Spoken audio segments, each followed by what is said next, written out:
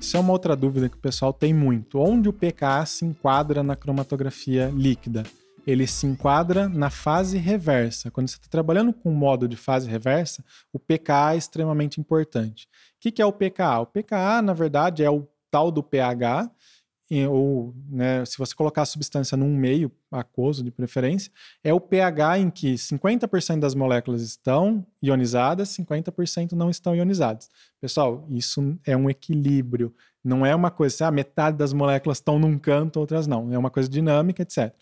Então, para a cromatografia em fase reversa, a gente não pode ter íons, não deve ter íons. Se tiver ionizada, ela fica extremamente polar, ela não retém na coluna. Então, eu preciso saber o pKa, o ideal é que eu saiba o pKa da minha amostra. Para eu fugir dele, né? Para você fugir dele. Então, na verdade, você tem que saber para ficar longe do pKa. E aí, de que forma? Ou você vai ficar longe para o lado não ionizado, então você teria que trabalhar ali no mínimo uma unidade e meia de pH abaixo ou acima do pKa. Depende do caráter. Moléculas básicas ou ácidas, a curva é invertida. Então, você tem que estar longe do pKa. Se for pensar em ácido, se a gente trabalhar para um pH abaixo, ela vai estar não ionizada. Então, ela está na forma que eu quero, ela para reter. Se ela estiver ionizada, ela vai fugir da coluna e não vai reter. Tá? Então, você vai preparar uma fase móvel com um pH longe do pKa da sua amostra. Se for ácido, caráter ácido, para baixo. Ou então, você pode, propositalmente, ir para cima. Aí você vai falar, mas você vai ionizar. E aí você quer trabalhar com a amostra ionizada em fase reversa? Se eu estiver trabalhando com par iônico, sim. Então você entende o modo cromatográfico, você entende o porquê coloca-se tampão na fase móvel e o porquê parte-se para, por exemplo, análise por par iônico. Se a molécula é básica, se eu diminuo o pH, ela fica ionizada. E aí eu tenho que trabalhar com pH alto. Aí vamos olhar o manual da coluna? É, isso que eu ia falar. Gente, só não esquece de entender esquece de olhar a coluna. Qual que é o pH que a sua coluna suporta. Ah, o pKa da minha molécula é 10. Eu tenho que trabalhar uma unidade e meia acima. Então eu vou para 11,5. Sua coluna aguenta pH 8. Você faz uma fase móvel pH 11,5, você vai dissolver a sílica. Então olhem o pH da sua coluna, qual que ela suporta. E aí, por isso que entra a história. Você vai trabalhar com ela ionizada? Sim. Vou fazer um pH ácido 7, abaixo de ser qualquer pH ali abaixo de 10, ela vai estar ionizada. Então eu já uso um pH que seja bom para minha coluna, 5, que é um pH bom, minha molécula vai estar ionizada. Como é que eu retenho ela? Põe par iônico.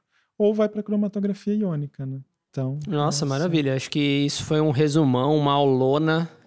Ficou faltando, eu acho que, para mais um episódio.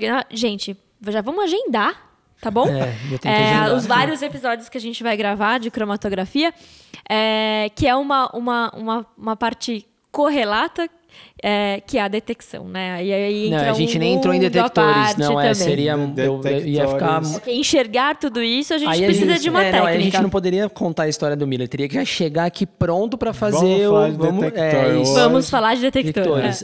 Porque é justamente isso, uma coisa é você separar, e como é que eu enxergo o que eu tô separando? É isso. Cenas pros próximos. Posso fazer só uma vírgula? Claro, até duas. Eu fiz cromatografia em coluna no meu mestrado. Como é que você detecta? Como é que você sabe que você tá... Como é que você pega um potinho ali, olha? TLC. Sabe o pequeno trabalho que eu tive? A minha sacada, eu falei, eu preciso de um detector. A lâmpada de UV passando na coluna? Eu pesei 200 e tralalá frasquinhos e coletei neles. Então eu tarei todos esses frascos e depois eu coletei, sequei a fase móvel e pesei novamente. E plotei num gráfico de potinho por massa. Saiu um cromatograma. Nossa! Gente, a pessoa reinventando a cromatografia. Cromatografia de massa, essa que você acabou de fazer. Exato. Porque lá a gente mandava as frações mais ricas pro RMN para ver as possíveis classes, etc. Eu sabia exatamente qual fração mandar, porque eu tinha o topo do pico. Eu peguei aquela fração, a 110, a 215, solubilizei em DMSO, né, deuterado, e mandei para lá. Então eu não precisei nem fazer plaquinha. Tudo bem, o meu trabalho foi maior, porque a placa era mais rápida. Mas ficou mais bonito, certeza. Mas eu fui uma das únicas pessoas que tinha um cromatograma para mostrar, porque tá na minha dissertação.